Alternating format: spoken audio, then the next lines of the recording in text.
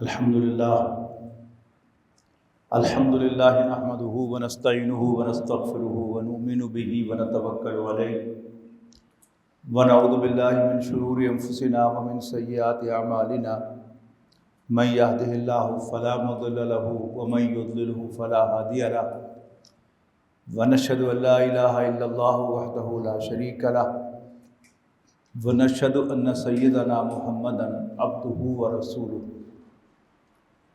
Ursula بالہدی ودین الحق لیظہرہ علی الدین کلہ وکفی باللہ شہیدا فصلی اللہ علیہ وسلم تسلیما کثیرا کثیرا اما بعد فاعوذ باللہ من الشیطان الرجیم بسم اللہ الرحمن الرحیم ولن یؤخر اللہ نفسا اذا جاء اجلها واللہ خبیر بما تعملون۔ محترم بزرگوں، دوستوں، عزیزوں اور بھائیوں،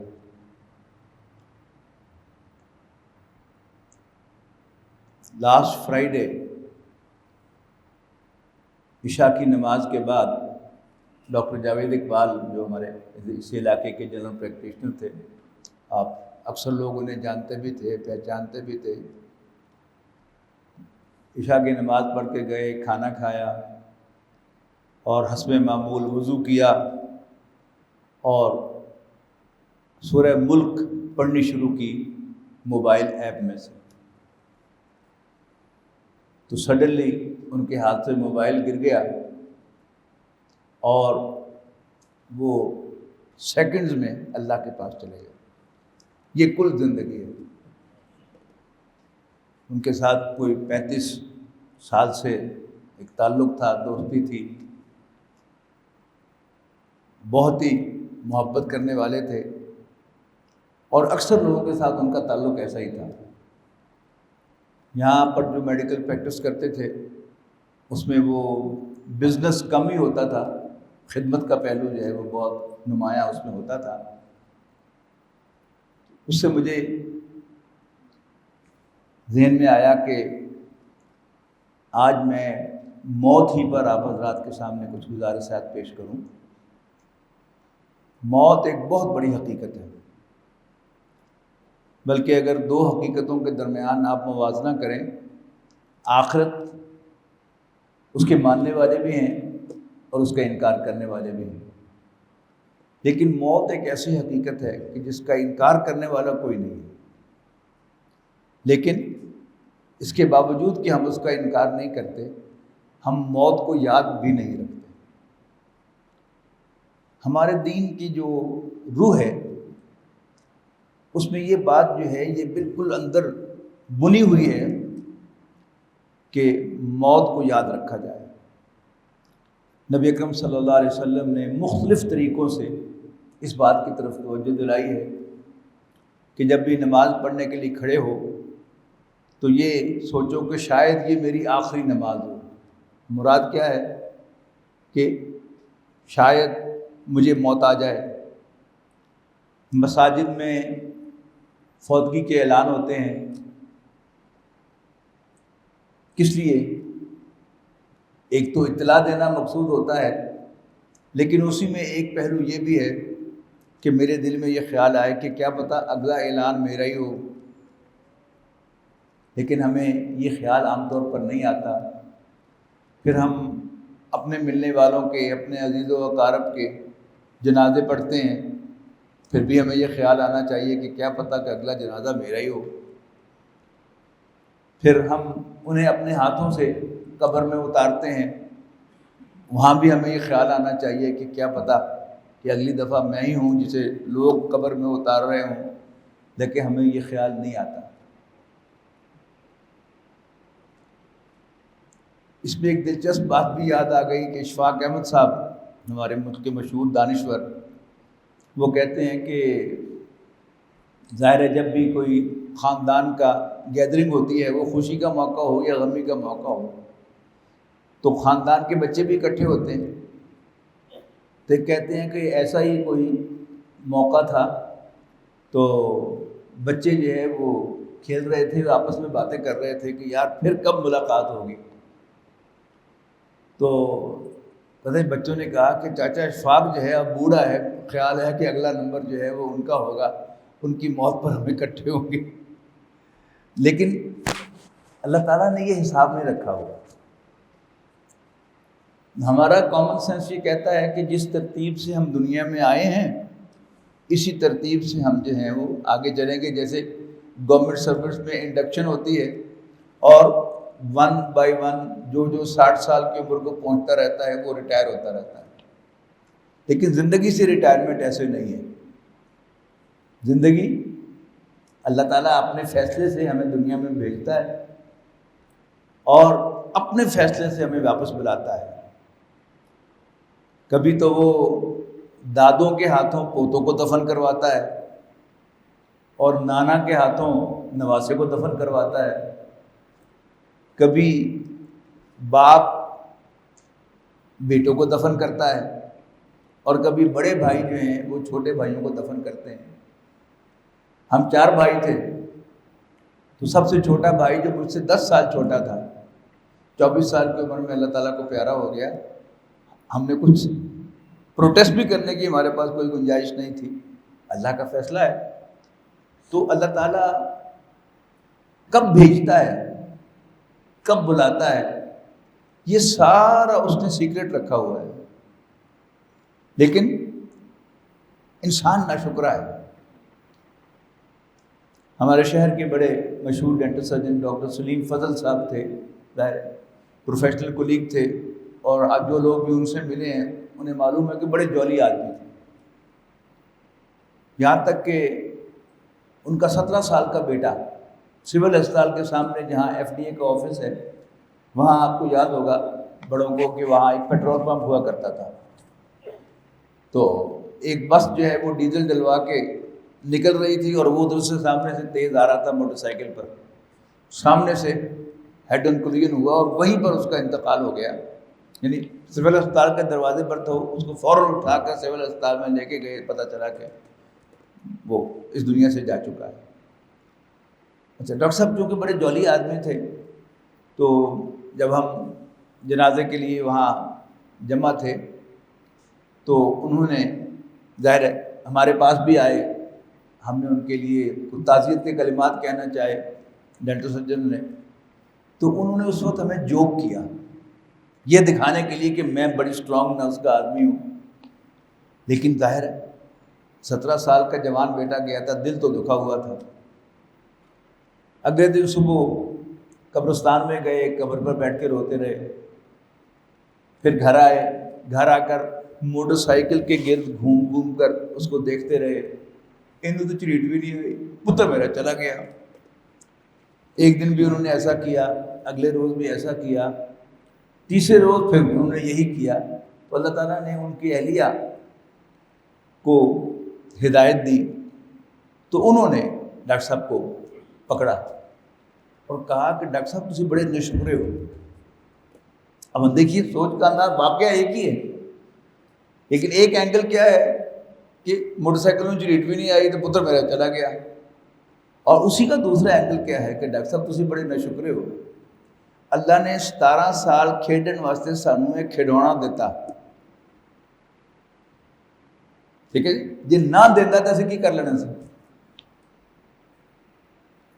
تو ایک ہی واقعہ ہے موت، لیکن موت وہ جو علامہ اقبال کی مشہور نظم ہے زمانہ، اس میں وہ کہتے ہیں نا کہ زمانے کی زبان سے انہوں نے کہلوایا ہے کہ میں سبھی سے آشنا ہوں۔ کیا آج پہلا مصرع کہیے اس کا؟ بڑا دوسرا مصرع ہے کہ زمانہ کہہ رہا ہے کہ میں کسی پر سوار ہوتا ہوں اور کوئی مجھ پر سوار ہوتا ہے، اور کسی کے لیے میں عبرت کا تازیانہ بنتا ہوں، ایک کوڑا بنتا ہوں کہ جس سے اس کو عبرت ہوتی ہے۔ سبھی سے آشنا ہوں میں، جدا جدا رسم و راہ میری، کسی کا راکب کسی کا مرکب، کسی کو عبرت کا تازیانہ۔ تو موت جو ہے یہ عجیب چیز ہے کہ کسی کی موت پر کچھ لوگ ہوتے ہیں جو خوشی منا رہے ہوتے ہیں، غیر محسوس طور پر یا محسوس طور پر خود انہیں پتہ نہیں ہوتا کہ ہم خوشی منا رہے ہیں اور ہمیں نہیں منانی چاہیے۔ مثال کے طور پر جب کوئی افسر ریٹائر ہوتا ہے تو اس کے بعد اس کا جو نیکسٹ ہوتا ہے وہ پروموٹ ہوتا ہے۔ اسی طرح جب کوئی افسر اچانک فوت ہو جاتا ہے تو اس کا نیکسٹ جو ہے اس کو پروموٹ ہونے کا موقع ملتا ہے، تو ایک غیر محسوس خوشی ہوتی ہے اس کو دل کے اندر کہ چلو یہ چلا گیا اور مجھے موقع مل گیا۔ اور پھر یہی چیز جو ہے اگر ذرا اور نیگیٹو ہو جائے تو پھر اس کے مرنے سے پہلے بھی وہ جو نیکسٹ آدمی ہوتا ہے جو امیدوار ہوتا ہے وہ امید لگائے بیٹھا ہوتا ہے کہ مرے تو میں اس جگہ لگا۔ یہ کیا ہے؟ یہ انسان کا وہ تھوڑدلا پن ہے، تنگ دلی ہے کہ وہ موت پر بھی خوشی مناتا ہے، لیکن بہرحال موت خوشی منانے کے لیے نہیں ہے، وہ تو عبرت ہے کہ میں بھی چلا جاؤں گا، میں نے بھی مرنا ہے۔ ایک بزرگ سے ان کے کسی عقیدت مند نے، مرید نے تقاضا کیا کہ حضرت مجھے کچھ نصیحت فرمائے، تو انہوں نے اس سے پوچھا کہ بھائی تمہارا باپ زندہ ہے؟ اس نے کہا جی نہیں۔ تمہاری ماں زندہ ہے؟ اس نے کہا جی نہیں۔ اب وہ ذہن میں سوچ رہا تھا کہ شاید مجھے کہنے والے ہیں کہ تم اپنے باپ سے جا کر نصیحت لو یا اپنی ماں سے نصیحت لو، لیکن ایک دم وہ بفر گئے۔ اور تمہیں کیا نصیحت چاہیے؟ یاد رکھو جیسے تم ان کو قبر میں اتار کے آئے ہو ایسے ہی تمہیں بھی ایک دن قبر میں اتار دیا جائے گا۔ تو موت یہ کیا ہے؟ یہ عبرت ہے کہ ہم سب نے بھی مر جانا ہے۔ اور بڑے عجیب عجیب واقعات ہوتے ہیں کہ پیپلز کالونی میں جو ہمارا پیرنٹس کا گھر تھا، والد صاحب کا گھر تھا، اس میں یعنی 40 سال تک پڑوس جو تھے ہمارے پڑوسی تھے، اردو سپیکنگ تھے، لکھنؤ سے تعلق تھا۔ آدھی فیملی مائیگریٹ ہو گئی، آدھی انڈیا میں تھی۔ جب انڈیا کے ساتھ تعلقات ناملائد ہوئے تو پھر یہ ایک ماں بیٹا جو ہے یہ انڈیا گئے اپنے رشتہ داروں کو ملنے کے لیے، اور وہاں سے ایک دلہن لے کے آ گئے۔ جب یہاں پر آ گئے تو ظاہر ہے یہاں بال بچے ہو گئے ان کے۔ اس کے بعد جو اس خاتون کی چھوٹی بہن تھی انڈیا میں، اس کے شوہر کا انتقال ہو گیا۔ اب شوہر کا انتقال ہو گیا، اب ظاہر ہے بالکل ساتھ والا گھر تھا ہمارا، تو ٹیلی فون پر وہ بہن سے تعزیت کر رہی ہیں کہ بیٹا گھبرانا نہیں ہے، ہم آئیں گے انشاءاللہ۔ اور یہ فیملی جو ہے وہ کار میں بیٹھ کے روانہ ہوئی صبح فیصل آباد سے اسلام آباد جانے کے لیے ویزا لینے کے غرض سے، اور راستے میں بھگی ایکسیڈنٹ ہو گیا اور وہ خاتون جو تھی وہ وہاں پر فوت ہو گئی۔ اس کے بعد کیا ہوا کہ وہ سب جو صاحب تھے ان کی بھی ٹانگ ٹوٹ گئی، بچے بھی، صرف ایک بچہ جو ہے وہ بے ہوش نہیں ہوا، باقی بے ہوش بھی ہوئے۔ بہرحال وہ میرے ہاں یہ اطلاع آئی فون پر، پھر میں نے وہ ڈیڈ باڈی ریسیو کی، لیکن جب صحت مند ہو گئے تو پھر دوبارہ ویزا لے کر وہ انڈیا گئے، اور وہ بہن جو بیوہ ہوئی تھی اسی سے شادی کر کے وہ آ گئے۔ اللہ تعالیٰ کے کام ہے کہ بڑی بہن چھوٹی بہن کے بیوہ ہونے پر اس سے تعزیت کے لیے جا رہی ہوئی، لیکن اللہ تعالیٰ کا بندوبست کیا ہے کہ اس نے آ کے جگہ لے لی اس کی، اور اسے اللہ نے بلا لیا۔ تو اللہ تعالیٰ کب بلا لے، کیسے بلا لے، we have no idea at all۔ اخبار میں پڑھا تھا کہ ایک مسافر کو ہوائی جہاز میں بیٹھے ہوئے ہارٹ اٹیک ہو گیا، تو میڈیکل ہیلپ کال کی گئی اور ڈاکٹر صاحب جو ہیں وہ انہوں نے اور بورڈ جا کر فرسٹ ایڈ دی، اور مریض نارمل ہو گیا، تو انہوں نے کہا کہ ٹھیک ہے ناؤ ہی کین ٹریول۔ اور ڈاکٹر صاحب جو ہے ہوائی جہاز سے نکل سے باہر آ گئے، اور نیچے اترتے ہوئے آخری سیڑھی پر انہیں ہارٹ اٹیک ہو گیا، اور وہیں پر وہ اللہ کو پیارے۔ تو اللہ تعالیٰ کا حکم کب آئے گا، کہاں آئے گا، کس حال میں آئے گا، ان میں سے کسی بات کا ہمیں کوئی اندازہ نہیں ہے۔ مطلوب کیا ہے کہ ہر وقت ہم تیار رہیں کہ جانا ہے۔ یعنی نارملی انسان محسوس کرتا ہے کہ جی 60-70 سال، اور اب ذرا نارمل ایج جو ہے بڑھ بھی گئی ہے ہماری. اکثر جو ہمارے لوگ جو ہیں وہ اب 70 سے اوپر بھی ہمیں چلتے پھرتے نظر آتے ہیں.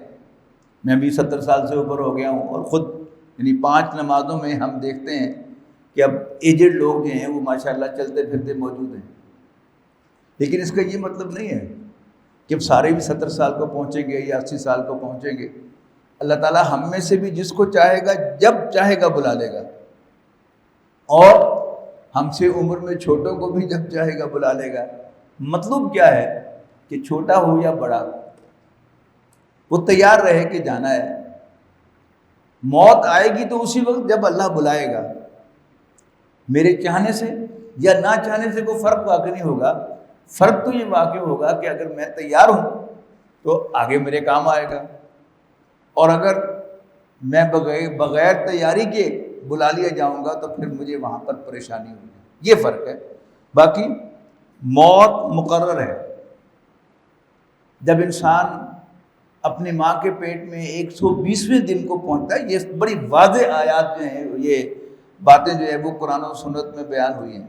نبی کریم صلی اللہ علیہ وسلم کا ارشاد ہے کہ جب ماں کے پیٹ میں بچہ 120ویں دن کو پہنچتا ہے تو ایک فرشتے کو حکم دیا جاتا ہے کہ تم اس کی روح لا کر اس کی جو باڈی بن رہی ہے ماں کے پیٹ میں اس کے ساتھ آ کر ملحق کر دو. ٹھیک. اور اس وقت یہ بھی لکھ دیا جائے گا کہ یہ عمر کتنی پائے گا، رزق کتنا پائے گا، اور یہ مرے گا تو نیک ہوگا یا برا ہوگا. یہ سب کچھ جو ہے اس وقت لکھ دیا جاتا ہے.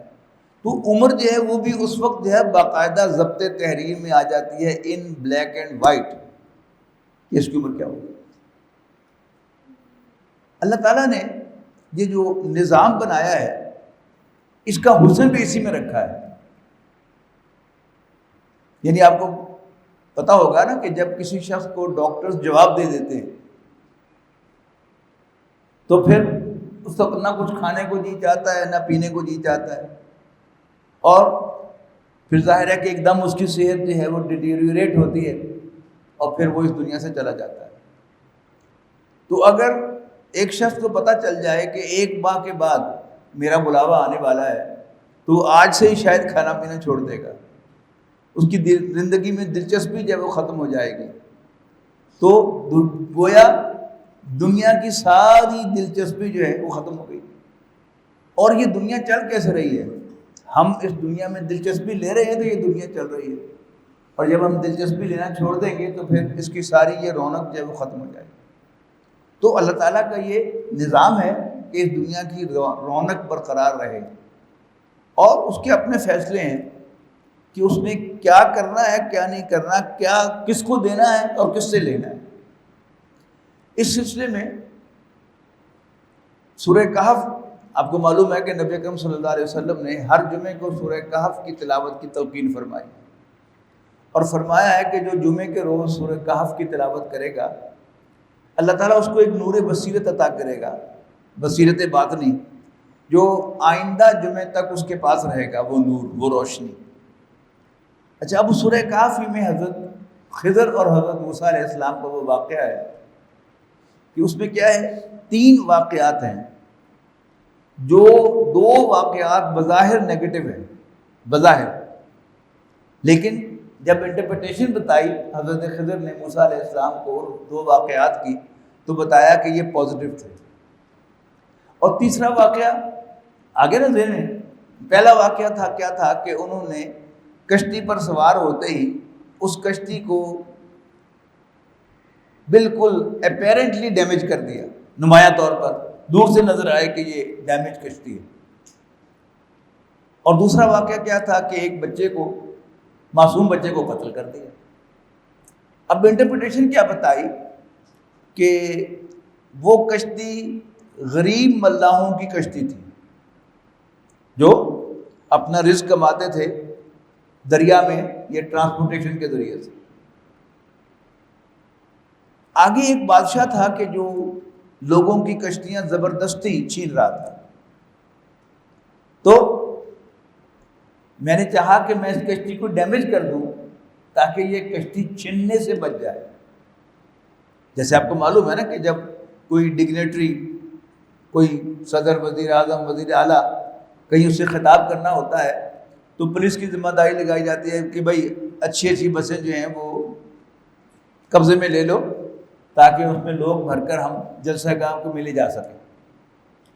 تو جتنی بھی اچھی حالت میں ہم بسیں ہوتی ہیں وہ تو چھین لی جاتی ہیں، لیکن جو پھٹیچر قسم کی بسیں ہوتی ہیں انہیں چھوڑ دیا جاتا ہے۔ پھر جو بچہ قتل کیا اس کی انٹرپریٹیشن کیا بتائی کہ وہ بچہ جو تھا وہ بڑا ہو کر اپنے والدین کے لیے پریشانی کا باعث بننے والا تھا۔ آج کی زبان میں کہوں کہ اپنے والد کو، اپنے والدین کو شرمندگی کا سامان دینے والا تھا، تھانے اور کچہری میں گھسیٹنے والا تھا۔ تو میں نے اس بچے کو مار دیا تاکہ اللہ تعالیٰ اس کے والدین کو بہتر اولاد عطا فرما دے۔ یہ کیا تھا؟ بہتری تھی۔ تیسرا واقعہ کیا تھا کہ وہ ایک گاؤں میں سے گزرے، تھکے ہوئے تھے سفر کے، تو انہیں گاؤں والوں سے کہا کہ بھائی ہم مسافر ہیں، ہمیں کچھ کھانے کو دو۔ اور یہ پرانی روایت تھی کہ مسلمانوں کی روایت، یہ واقعہ تو ظاہر پہلے کا ہے، حضرت موسیٰ علیہ السلام کے زمانے کا۔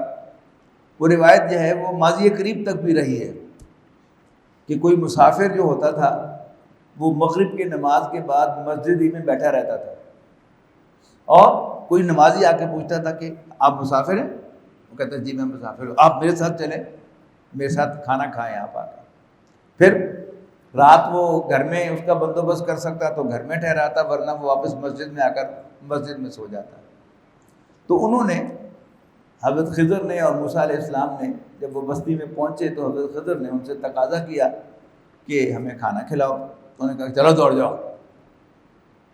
اب جب وہ بستی میں سے نکل رہے تھے تو وہاں ایک دیوار جو ہے بالکل گرا جاتی تھی، تو خضر علیہ السلام نے اس دیوار کو سیدھا کر دیا۔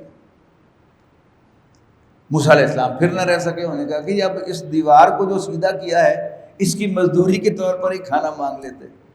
تو پھر حضرت خضر نے فرمایا کہ ھذا فراق بینی و بینک، یہ میرے اور تمہارے درمیان اب پوائنٹ آف ڈپارچر ہے، وی ہیو ٹو سیپریٹ۔ لیکن چلو جاتے جاتے میں تمہیں انٹرپریٹیشن بتا دیتا ہوں کہ جو کام میں نے کیے ہیں ان کی انٹرپریٹیشن کیا تھی۔ اور اس تیسرے واقعی انٹرپریٹیشن انہوں نے یہ بتائی کہ یہ دیوار 2 یتیم بچوں کی ملکیت تھی، اور ان کا والد بہت نیک آدمی تھا، اور اس نے اس دیوار کے نیچے ایک خزانہ دفن کیا تھا اپنے بچوں کے لیے۔ اگر یہ دیوار گر جاتی تو گاؤں والے وہ سارا خزانہ لوٹ لیتے، تو میں نے چاہا کہ دیوار کو کھڑا کر دو تاکہ یہ بچے خود بڑے ہو کر یہ خزانہ اس میں سے نکالیں۔ تو یہ کیا تھا؟ بظاہر ایک پازیٹیو کام تھا، لیکن اس کا جو رزلٹ تھا وہ کیا تھا؟ نیگیٹو تھا۔ تو اللہ تعالیٰ نے یہ نظام جو زندگی کا چلایا ہے یہ اسی سے چلایا ہے۔ کچھ نئی جو آبادی ہے وہ اس دنیا میں ایڈ کر رہا ہے اللہ تعالیٰ اپنے فیصلے سے، اور کچھ کو اپنے حساب سے ایک ایک کر کے 2 کر کے بلا رہا ہے۔ لیکن اللہ تعالیٰ کا یہ نظام، نہ کوئی آدمی مرتا ہے حادثے سے، یاد رکھیے گا، حادثہ نام کی کوئی چیز ہمارے عقیدے میں نہیں ہے۔ حادثہ کس کا عقیدہ ہے؟ یہ ایتھیسٹ لوگوں کا، ملحدوں کا عقیدہ ہے کہ یہ کائنات آپ سے آپ چل رہی ہے۔ یہ عناصر کا پرانا کھیل یہ دنیا ہے، کہ یہ مختلف ایلیمنٹ جو تھے 100 سے زیادہ دنیا میں ہمیشہ سے موجود تھے۔ پھر کیا ہوا؟ ایک مختلف ایٹمز جو ہے وہ ملے، آکسیجن اور ہائیڈروجن ملا تو پانی بن گیا، اور پھر فلاں جو ایلیمنٹس ملے تو پھر اس کا یہ نتیجہ نکل آیا۔ پھر کوئی ایلیمنٹ جو تھا وہ علیحدہ ہو رہا تھا اور کوئی مل رہا تھا، اور یوں یہ سارے واقعات پیش آتے آتے آتے آتے پھر یہ آسمان بن گیا، زمین بن گئی، پہاڑ بن گئے، دریا بن گئے۔ یہ کیا ہے؟ یہ ملحدوں کا عقیدہ ہے۔ ہمارا عقیدہ کیا ہے؟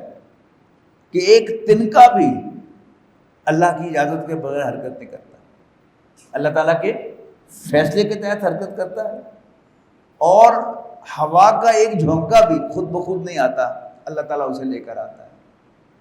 یہ چھوٹے واقعات جو ہیں ان کو ذہن میں آپ پہلے جمائیں گے تو پھر آپ جو ہیں وہ بڑی آسانی سے اس کو سمجھ سکیں گے کہ یہ زندگی اور موت کا فیصلہ بھی اللہ تعالیٰ کا ہے. یہ خود بخود نہ انسان مرتا ہے نہ جیتا ہے حادثتاً، سب اللہ تعالیٰ کے فیصلوں کے تحت ہوتا ہے. موت میں ہوتا کیا ہے؟ وہ جو میں نے آپ کو حدیث سنائی نا کہ ماں کے پیٹ میں 120ویں دن لا کر وہ روح جو ہے وہ اس جسم کے ساتھ ملحق کر دی جاتی ہے، اور جب اس دنیا میں انسان آتا ہے وہ جسم جان اور روح کے ساتھ آتا ہے. اب 3 الفاظ میں نے استعمال کیے ہیں. جسم ایک فزیکل باڈی ہے، وہ لیونگ ہے، یہ اس کے اندر جان ہے. اور تیسری چیز کیا ہے؟ وہ روح ہے. موت کے وقت اور نیند کے وقت یعنی روح جو ہے وہ انسان کے ایک سافٹ ویئر کا حصہ بن جاتی ہے کہ جس میں ایک طرف اس کا روحانی وجود ہے، اس کا سافٹ ویئر ہے، اور دوسری طرف روح ہے کہ جو اسے اللہ کی طرف بلاتی ہے، اور اس کا ایک حیوانی سافٹ ویئر ہے جو اس کو حیوان بنانے کی کوشش کرتا ہے. بھوک، پیاس، غصہ کے جذبات آتے ہیں. یہ کیسے انسان کے جسم سے ڈیٹیچ ہوتا ہے اور کیسے اٹیچ ہوتا ہے، اس کے لیے قرآن مجید نے موت کی مثال دی ہے. سورہ زمر کی بڑی خوبصورت آیت ہے، یعنی ان آیات میں سے کہ جو ہمیں یاد کر لینی چاہیے اس موت و حیات کے اس سلسلے کو سمجھنے کے لیے. فرمایا اعوذ باللہ من الشیطان الرجیم اللہ یتوفی الانفس حین موتها. اللہ تعالیٰ نفوس کو کیپچر کر لیتا ہے حین موتها، ان کی موت کے وقت، واللتی لم تمت فی منامها، اور جب وہ مرے نہیں ہوتے، نفوس مرے نہیں ہوتے لیکن نیند میں ہوتے ہیں. وَيُمْسِكُ الَّتِي قَضَىٰ عَلَيْهَا الْمَوْتَ، اب ان نفوس کو تو وہ روک لیتا ہے اپنے پاس جن کے لیے موت کا فیصلہ کر دیا ہوتا ہے اس نے. وَيُرْسِلُ الْأُخْرَىٰ، اور باقیوں کو واپس بھیج دیتا ہے. اب ذرا امیجن کیجئے کہ ہوا کیا کہ آپ کا جسم جو ہے وہ تو جسم بستر کے اوپر دراز ہوتا ہے، سویا ہوا ہوتا ہے، خراٹے لے رہا ہوتا ہے، اور اس میں پورے باڈی فنکشن جو ہیں وہ لائف کے وہ ہو رہے ہوتے ہیں. لیونگ باڈی ہوتی ہے نا وہ، وہاں سانس چل رہا ہے، دل دھڑک رہا ہے، جگر کام کر رہا ہے، گردے کام کر رہے ہیں، دماغ اس کے خاص حصے کام کر رہے ہیں، خاص حصے سوئے ہوئے ہیں، لیکن بہرحال اٹس اے لیونگ باڈی کی جو بیڈ پر پڑی ہوتی ہے. اس کا مطلب ہے کہ اس جسم کے اندر جان ہے لیکن کچھ ہے جو اس سے ڈیٹیچ ہو گیا ہے. اور اس کا ہم سب کو تجربہ ہے کہ خواب میں ہم چند سیکنڈز کے لیے جو ہیں وہ اونگ آتی ہے ہمیں، اور اسی اونگ میں ہم خواب دیکھ لیتے ہیں. وہ کہاں کے کہاں چلے جاتے ہیں، کوئی امریکہ چلا جاتا ہے، کوئی آسمانوں تک پہنچ جاتا ہے، کوئی جو ہے وہ اپنے شہر میں اپنے ہی گھر میں کچھ کر رہا ہوتا ہے لیکن اس کا جسم تو بیڈ پہ پڑا ہے، لیکن خواب میں وہ دیکھ رہا ہے کہ میں دوسرے کمرے میں کسی اور سے گفتگو کر رہا ہوں بیٹھا ہوا. تو سمجھیے کہ یہ کیا چیز ہے کہ جسم اور جان اس کو علیحدہ رکھیے، اور جو انسان کا وہ نفس ہے، سافٹ ویئر، یہ اس سے ڈیٹیچ ہوتا ہے، جس میں روح بھی ہے، جس میں وہ انسان کی میں بھی ہے، اور اس میں حیوان بھی ہے. خواب میں ڈیٹیچ ہوتا ہے، اور اگر موت کا وقت مقررہ ہوا تو واپس اللہ تعالیٰ بھیج دیتا ہے جسم کے اندر، پھر جو اکٹھے ہو گئے سب.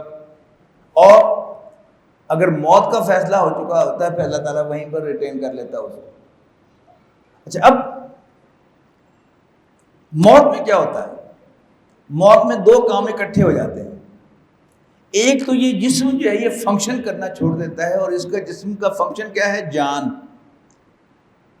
اصل میں یہ غلط اصطلاح ہے کہ وہ جو روح کا نکلنا یا وہ سافٹ ویئر کا نکلنا، اس کو ہم جان کا نکلنا کہہ دیتے ہیں، حالانکہ جان کوئی نکلنے اور داخل ہونے والی شے نہیں ہے. جب جسم فنکشن کر رہا ہے تو وہ لیونگ ہے، وہ زندہ ہے، اس میں جان ہے. اور جب جسم فنکشن کرنا چھوڑ دیتا ہے، سیل فنکشن کرنا چھوڑ دیتا ہے تو وہ ڈیڈ ہو جاتا ہے. یہ کیا ہے؟ یہ موت ہے.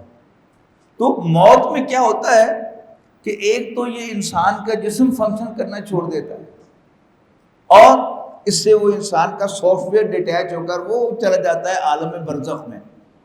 جبکہ نیند کے دوران کیا ہوتا ہے، جب ہم خواب دیکھتے ہیں تو اس وقت بھی یہ سافٹ ویئر ڈیٹیچ ہوتا ہے اور اللہ تعالیٰ اس کو جہاں جہاں کی سیر کرانا چاہتا ہے سیر کرا کے، تجربات کرا کے، کبھی کوئی سچا خواب دکھا کر جب واپس بھیج دیتا ہے. اور یہ سچا خواب جو ہے یہ بھی ہمارے لیے اللہ تعالیٰ کی بہت بڑی نعمت ہے. کیسے؟ یعنی ایک تو وہ سچا ہونے کی نعمت تو ہے ہی ہے جو آپ کے ذہن میں ہوگی، یعنی ہمارے ایمان و یقین کے لیے اس کا بڑا رول ہے. دیکھیے ہم تقدیر کو مانتے ہیں. تقدیر کیا ہے کہ جو کچھ ہو چکا، جو ہو رہا ہے اور جو آخر دم تک ہونے والا ہے وہ سب اللہ تعالیٰ کو معلوم ہے اور ایک ریکارڈ کے اندر، ایک ڈاکومنٹ کے اندر وہ بلیک اینڈ وائٹ موجود ہے. بلیک اینڈ وائٹ جو ہے یہ ذرا پرانا لفظ ہے، اب ذرا ڈیجیٹل ٹرمز بھی کہیں گے کہ وہ کسی خاص جگہ پر وہ ڈاکومنٹ جو ہے وہ موجود ہے جس میں سب کچھ ہے لکھا ہوا. اللہ تعالیٰ کرتا کیا ہے کہ ہمیں تجربہ کرانے کے لیے کوئی ایک سیگمنٹ جو ہے اس تقدیر کا، کوئی ایک پیج، کوئی ایک پیراگراف، اس کا پریویو ہمیں دکھا دیتا ہے. اس کا پریویو ہمیں دکھا دیتا ہے اور کبھی ہفتے کے بعد، کبھی 10 دن کے بعد، کبھی سال کے بعد، کبھی 10 سال کے بعد اور کبھی 50 سال کے بعد وہ جو خواب دیکھا تھا وہ ہو بہو صحیح ثابت ہوتا ہے. حضرت یوسف علیہ السلام نے بچپن میں خواب دیکھا تھا نا کہ 11 ستارے، ایک چاند اور ایک سورج مجھے سجدہ کر رہے ہیں، لیکن یہ خواب پورا کب ہوا؟ یعنی وہ جب اس کی عمر، ان کی عمر 50 سال کی ہوگی اور وہ اب کہاں کے کہاں جو ہے وہ پہنچ چکے تھے. تو یہ کیا تھا؟ ایک سچا خواب تھا. اللہ تعالیٰ کا یہ ہم پر فضل ہے کہ اللہ تعالیٰ ہم میں سے ہر ایک کو سچے خواب کا کم سے کم ایک ایکسپیرینس ضرور کراتا ہے تاکہ ہمارا تقدیر پر، اللہ تعالیٰ پر یقین آ جائے. کہ ورنہ اگر آپ اللہ کو نہیں مانتے یا کوئی شخص اللہ کو نہیں مانتا یا تقدیر کو نہیں مانتا تو پھر اس سچے خواب کو وہ کیسے ایکسپلین کرے گا؟ یعنی وہ جو احداث و احلام، وہ جو الٹے سیدھے خواب ہوتے ہیں ان کو تو سائیکالوجسٹ نے ایکسپلین کر لیا کہ یہ اصل میں اپنے ہی خیالات ہوتے ہیں کہ جو خواب بن کر انسان کے سامنے آ جاتے ہیں، چلیے مان لیا. لیکن سچا خواب جو فرام دا بلیو آتا ہے، ایسی چیز جس کا انسان کی زندگی سے، خیالات سے، تجربے سے کوئی تعلق نہیں، آؤٹ آف دا بلیو کوئی خواب آتا ہے، وہ خواب جو ہے وہ اصل میں اللہ تعالیٰ ہی دکھاتا ہے اور وہ تقدیر کا وہ جو ڈاکومنٹ ہے اس کا کوئی پیج ہوتا ہے یا اس کا کوئی سیگمنٹ ہوتا ہے جو اللہ تعالیٰ ہمیں دکھا دیتا ہے. تو بہرحال یہ تو ایک فلسفیانہ بات تھی، لیکن موت ایک حقیقت ہے اور موت آ کر رہنے والی ہے. اس سے ہم میں سے کسی کو فرار نہیں ہے. یعنی کوئی بندوبست کرے، قرآن مجید میں اس کی بار بار اس کے لیے کئی مقامات پر اور کئی اس اسالیب سے یہ بات جو ہے وہ سمجھائی گئی ہے کہ تم خواہ بڑے مضبوط قلعوں کے اندر اپنے آپ کو بٹھا دو، پھر بھی موت تمہیں وہاں پر آ لے گی. سورہ لقمان کی آخری آیت ہے، اس میں فرمایا گیا کہ ان اللہ عندہ علم الساعہ، یقیناً قیامت کا علم تو صرف اللہ کے پاس ہے. وَيُنَزِّلُ الْغَيْثَ، اور وہ بارش برساتا ہے. وَيَعْلَمُ مَا فِي الْأَرْحَامِ، اور وہ جانتا ہے جو کچھ ماں کے پیٹوں میں ہے. وَمَا تَدْرِي مَاذَا تَكْسِبُ غَدًا، اور کوئی نہیں جانتا کہ وہ کل کیا کرے گا. وَمَا تَدْرِي نَفْسٌ بِأَيِّ أَرْضٍ تَمُوتُ، اور کوئی نہیں جانتا کہ وہ کس زمین پر مرے گا. ہمارے پرانے بزرگ جو تھے وہ ان کی بڑی یہ خواہش ہوتی تھی کہ انہیں اپنے گھر میں یا اپنے بیٹے کے گھر میں موت آئے.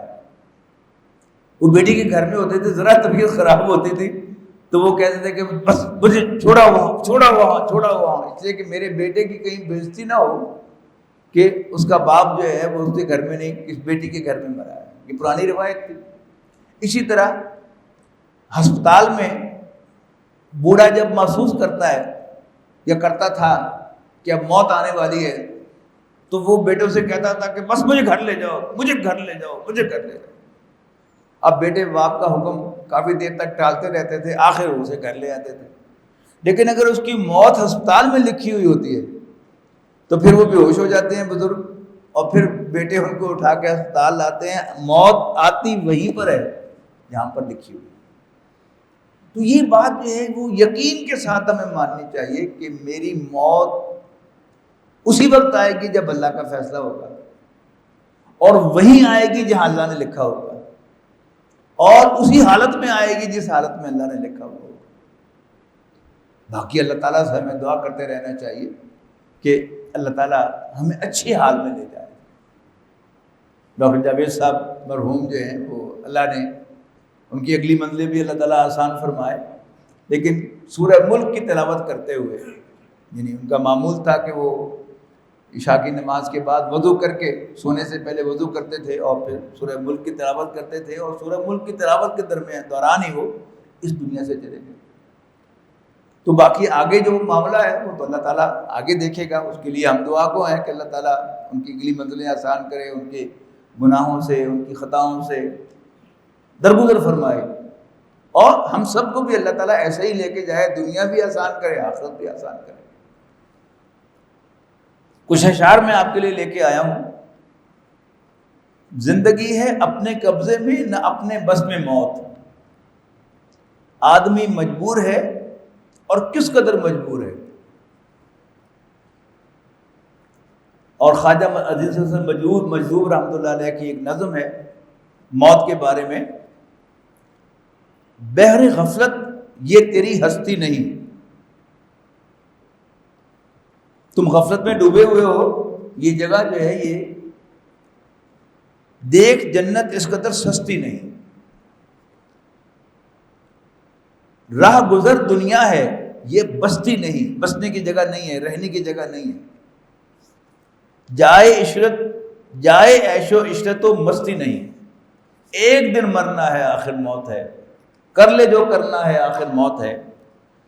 ہو رہی ہے عمر مثل برف کم، جیسے برف جو ہے وہ پگھلتی رہتی ہے نا تو اس کا والیوم کم ہوتا رہتا ہے اور بالکل صفر بھی ہو سکتی ہے. تو ہو رہی ہے عمر مثل برف کم، چپکے چپکے رفتہ رفتہ دم بدم. سانس ہے ایک راہ روئے ملک عدم. سانس جو ہے اصل میں راستہ ہے قبر کی طرف اور آخرت کی طرف جانے کا. دفعتن ایک روز یہ جائے گا تھم. چل رہا ہے نا تو اللہ تعالیٰ ہی اس کو چلا رہا ہے. جب اللہ تعالیٰ کا حکم ہوگا نو مور تو اگلا سانس مجھے نہیں آئے گا. یہ دل جو دھڑک رہا ہے اللہ تعالیٰ اس کو الاؤ کر رہا ہے تو دھڑک رہا ہے، خود بخود نہیں دھڑک رہا. اور جب اللہ تعالیٰ کہہ دے گا نو مور تو یہ اگلی دھڑکن نہیں دھڑکے گا. ایک دن مرنا ہے آخر موت ہے، کر لے جو کرنا ہے آخر موت ہے. یہاں سے تجھ کو جانا ایک دن، قبر میں ہوگا ٹھکانا ایک دن. منہ خدا کو ہے دکھانا ایک دن، اپنا غفلت میں گوانا ایک دن. ایک دن مرنا ہے آخر موت ہے، کر لے جو کرنا ہے آخر موت ہے. آخرت کی فکر کرنی ہے ضرور، آخرت کی فکر کرنی ہے ضرور، جیسی کرنی ویسی بھرنی ہے ضرور. عمر ایک دن یہ گزرنی ہے ضرور، قبر میں میت اترنی ہے ضرور. ایک دن مرنا ہے آخر موت ہے، کر لے جو کرنا ہے آخر موت ہے. آنے والی کس سے ٹالی جائے گی، یعنی موت کو کون ٹال سکے گا. آنے والی کس سے ٹالی جائے گی، جان ٹھہری جانے والی جائے گی. روح رگ رگ سے نکالی جائے گی، تجھ پہ ایک دن خاک ڈالی جائے گی. تصور کیجئے کہ میں مرا ہوا ہوں گا اور آپ مجھ پر خاک ڈال رہے ہوں گے. اگر یہی مجھے یاد رہے تو شاید میری عبرت کے لیے بہت ہے. ایک دن مرنا ہے آخر موت ہے، کر لے جو کرنا ہے آخر موت ہے. ایش کر غافل نہ تو آرام کر، ایش کر غافل نہ تو آرام کر. مال حاصل کر نہ پیدا نام کر، یاد حق دنیا میں صبح و شام کر. جس لیے آیا ہے وہ اپنا کام کر، ایک دن مرنا ہے آخر موت ہے. کر لے جو کرنا ہے آخر موت ہے. آخر دعوانا الحمدللہ رب العالمین.